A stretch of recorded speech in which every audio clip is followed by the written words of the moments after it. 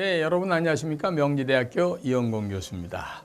자, 경제신문을 조금 더 쉽게 읽으려면은 경제 용어에 대한 것들이 좀 더 가슴에 와닿아야 돼서 제가 지금 여러분들께 기회 될 때마다 여러 가지 용어풀이 해드리고 있습니다. 경제 용어 중에서 경제 지표들이 여러 가지가 나오는데 오늘은 거의 중요한 지표에 대한 거를 제가 정의와 함께 같이 한번 쳐다보는 방법에 대한 거를 함께 연구해 보도록 하겠습니다. 경제 지표는요, 여러분들 혹시 병원에 가셔서 종합검진 이렇게 받아보시면 혈압은 얼마, 혈당 수치는 얼마, 뭐 PSA 수치는 얼마 이런 것들 전부 나오죠. 이런 수치를 보고 의사들이 어이구 이 양반은 혈압이 좀 높네요. 당 수치가 좀 높은 것 같습니다. 이렇게 판단하는 기준이 있지 않습니까? 경제도 마찬가지로 경제 지표를 보면서 경제의 건강한 상태 그리고 현재 한국 경제나 미국 경제의 상황을 파악하기 위해서 쓰는 이런 지표들을 우리는 경제 지표다 이렇게 얘기합니다. 굉장히 중요한 거죠. 우리가 건강에 대한 지표, 혈압이라든가 뭐 당뇨 이런 것들은 딱 나오니까요. 요즘엔 뭐 혈압은 수시로 재는 것도 있고 또 당뇨는 딱 가지고 다니다가 당이 어떤지 이런 거 딱 그냥 바로 그 자리에서 점검하는 이런 작은 기계들도 나와 있지 않습니까?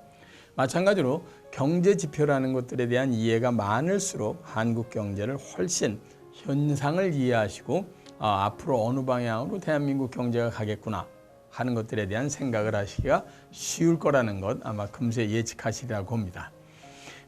어느 나라의 경제 지표가 됐든지 간에 제가 볼 땐 제일 먼저 보셔야 될 게 뭐냐면 경제 성장률이 되겠습니다. 이 사람은 우리 보통 종합검진 가면 제일 먼저 뭐 합니까? 우선 몸무게 재고요. 키 잽니다. 그거 희한하죠. 왜 뭐 초등학교, 중학교 때나 재는 거를 꼭 병원에 가도 잴까 이런 생각을 하는데 가만히 그걸 나중에 여러 번 하다 보니까 그 사람의 몸무게나 키에 맞는 혈압과 맞는 수치가 있기 때문에 대비하기 위해서 보는 거 아닙니까? 경제 성장률이 가장 기본이 되는 이유가 바로 몸무게와 키를 재는 거나 같다. 저는 이렇게 생각을 합니다. 한국의 경제 성장률이 5%였다 하는 얘기는 무슨 뜻이냐면은 작년 대비해서 전체적으로 대한민국의 경제가 5%만큼 컸다는 뜻이니까 키가 자랐다는 뜻이 되겠습니다. 근데 사람의 경우는 키가 줄어드는 경우가 없는데 경제는 마이너스 성장이라는 게 가끔 있죠. 작년 대비해서 경제 성장률이 떨어질 때가 있습니다. 이거 사람 아주 참 무지막지하게 경제 상황으로 안 좋은 거죠. 경제 성장률이 높으냐 낮으냐가 그 우선 나라의 건강 상태를 보는데 대단히 중요하다. 학생들도 방학 동안에 너 몇 센치나 컸냐 이런 거 물어보듯이 우리나라 경제 성장률은 과거 때부터 보면은 개발도상국일 때는 경제 성장률이 높습니다. 두 자릿수로 가죠. 뭐 12%, 11% 이렇게. 그런데 이제 우리가 중진국쯤 오면은 5%, 6% 성장하는 것도 굉장히 높은 성장입니다. 근데 선진국으로 가면요. 1년에 3%, 4% 성장을 하더라도 대단히 많이 하는 겁니다. 그럼 왜 그럴까요?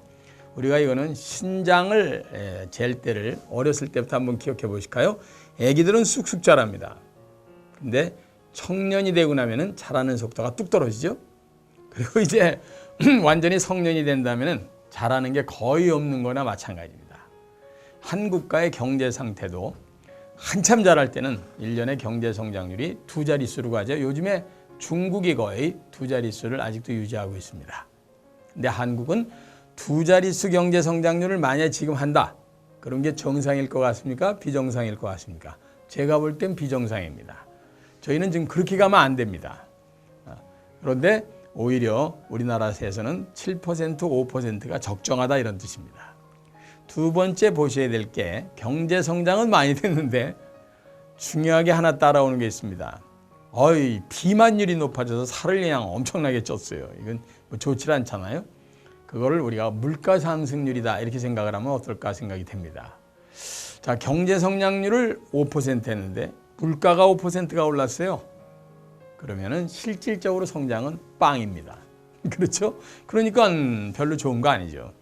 따라서 우리나라 경제 성장률은 5%인데 물가는 3%밖에 안 올랐다. 그럼 2%만큼 실질적으로 경제가 성장한 거죠. 이런 것들은 우리가 박수를 보내야 되죠.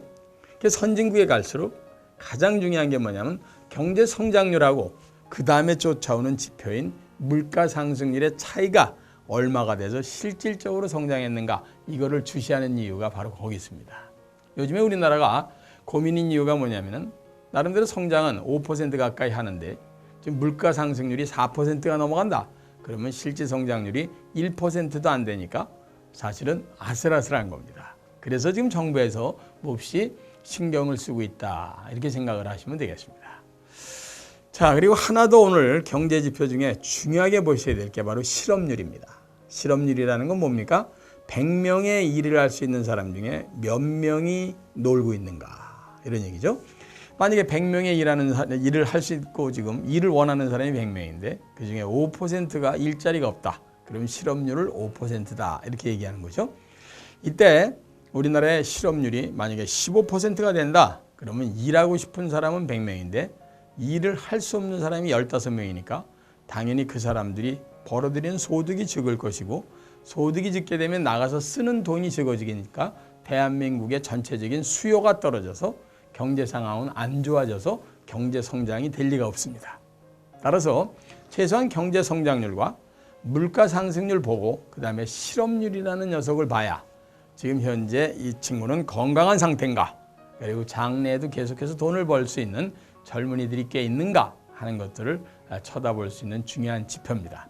요새 청년 실업률이 높다 하는 걸 걱정하는 이유가 바로 여기에 있습니다. 실업률이 높다는 건 미래에 들어올 돈에 대한 작업을 할 사람이 적다는 뜻이니까 현재 당장은 경제 성장이 일어난다 하더라도 장래가 불안하다 하는 뜻으로 우리가 해석을 하시면 될 것 같습니다.